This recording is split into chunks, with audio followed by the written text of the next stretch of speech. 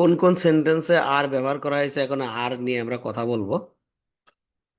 যে কোন কোন জায়গায় আমরা আর ব্যবহার করছি।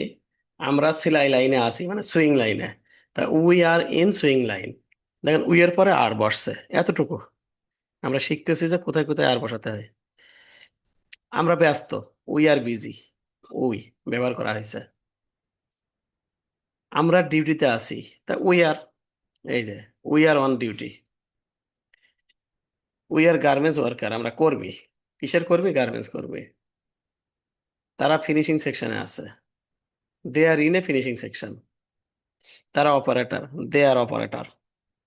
এখানে এস ব্যবহার করা হয়েছে, এইখানে একটু দেখেন অপারেটর। তারা তারা মানে অনেকগুলো অপারেটর। ওই যে থার্ড পার্সন সিঙ্গুলার নাম্বার শিখছিলাম সেটা, যে কোথায় কোথায় এস যোগ করতে হয়। তারা ওভার টাইমে আছে, মানে 5টার পরে ডিউটি করছে, তাই বলছে over time. They are one over time.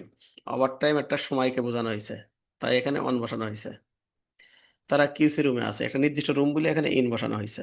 এই যে দে আর। তারা করবি, দে আর। দের পরে সবসময় আর বসে। যাই হোক, আমরা আর এর ব্যবহার শিখলাম বেশ কয়েকটা। ধন্যবাদ।